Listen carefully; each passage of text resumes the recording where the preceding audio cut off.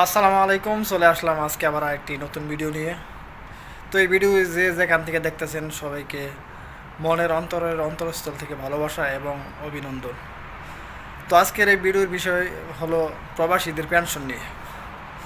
তো আমরা প্রবাসীরা বিদেশে আইসা গাদার খাটনি খাইটা বাংলাদেশে টাকা পয়সা বাড়াই। এক সময় দেখা যায় আমরা যখন বাংলাদেশে চইলা যাওয়ার পরে আমাদের কইরা খাওয়ার মতো এরকম কোনো সিস্টেম থাকে না, বা আমরা কইরা খাইতে পারি না। কারণ 20 থেকে 30 বছর বিদেশ করার পরে শরীরের জোর এমনিতেই থাকে না। তো শরীরে তখন আর জোর থাকে না, কাম কাজ করার মতো কোনো সামর্থ্য থাকে না, বা পরিবারকে যত টাকা পয়সা দেওয়ার পরে এক সময় দেখা যায় পরিবার ওই টাকা পয়সা এক এক জায়গায় আর কি খরচ করে এক সময় টাকা থাকে না। তো 20 থেকে 30 বছর একজন প্রবাসী বিদেশে থাকার পরে দেশে যাওয়ার পরে দেখা যায় অনেক প্রবাসী আছে বাংলাদেশে যাওয়ার পরে কত গাড়ি চালায়, কত আর কি রিক্সা চালায়, চার দোকান দেয়, বা বিভিন্ন ধরনের কাজ কাম করে। তো এটা আমাদের আসলেই সম্মানে বাধা দেয়।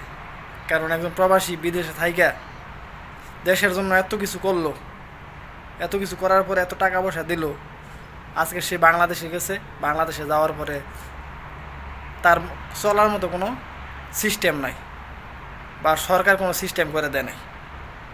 তো আজকে এইটাই আমাদের দাবি, আমাদের প্রবাসীদের দাবি, আমাদেরকে প্রবাসীরা বাংলাদেশে যাওয়ার পরে যেন প্রবাসীদেরকে পেনশন দেওয়া হয়। কারণ সরকারি চাকরি করলে, বাংলাদেশে একজন মানুষ যদি সরকারি চাকরি করে তাকে 20 থেকে 30 বছর কাজ করার পরে, সরকারি চাকরি করার পরে দেখা যায় একটা সময় তাকে পেনশন দেওয়া হয়। তো একটা সময় তাকে দেখা যায় পেনশন দেওয়া হয়। যদি বাংলাদেশে বৈশা তারা যদি পেনশন পায়, তো আমরা প্রবাসীরা কেন পেনশন পাবো না? আমরাও তো দেশের জন্য কাজ করতেছি। দেশের মধ্যে গুরুত্বপূর্ণ কাজ যেটা আর কি রেমিটেন্স, যেটা ওইটা আমরা প্রবাসীরা রেমিটেন্স পাঠাই। তো এই জায়গায় আমাদেরকে পেনশন দেওয়া হয় না। আর যারা বাংলাদেশে সরকারি চাকরি করে তাদেরকে পেনশন দেওয়া হয়। ওই পেনশনের টাকা কোথায় থেকে আসে? আমরা প্রবাসীরাই পেনশনের টাকা দিই। আমাদের প্রবাসীদের টাকাই পেনশনের টাকা হয়। তাদের সরকারি চাকরিজীবীদের বেতন দেয় আমাদের এই প্রবাসীদের টাকায়। তো আমরা গাদার খাটনি খাইটা 20 থেকে 30 বছর বিদেশ খাটার পরে আমাদেরকে পেনশন দেওয়া হয় না। তো কেন আমাদেরকে কেন পেনশন দেওয়া হবে না? তো সকল প্রবাসী ভাইদের কাছে আমার দাবি, আপনারা সবাই আমাদের এই পেনশন নিয়ে সবাই দাবি করেন। কারণ এটা অনলাইনের যুগ। এই যুগে আপনি যদি ঘরে বসে থাকেন তো আপনারা কিছুই করতে পারবেন না। সবাই আইসে সবার যার যার মতো আমাদের এই পেনশন নিয়ে সবাই কথা বলেন।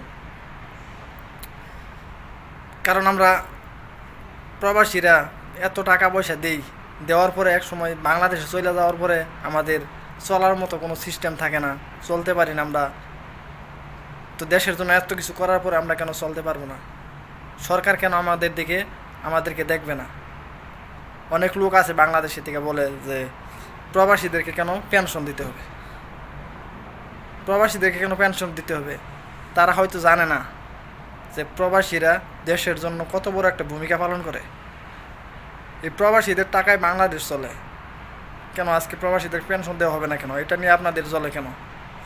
এটা তো আপনাদের জ্বলার কোনো কথা না। যারা এত বছর ধরে বিদেশ খাইটা নিজের দেশ ফালাই থুইয়া, পরিবার ফালাই থুইয়া বাহিরের দেশে থাকে, তো তাদেরকে পেনশন দিলে পর আপনাদের সমস্যা কি? আপনাদের জ্বলার কোনো কথা না। সকল প্রবাসী ভাইরা আপনারা এক হয়ে প্রতিবাদ করেন। আমাদের পেনশনের দাবি নিয়ে সবাই প্রতিবাদ করেন।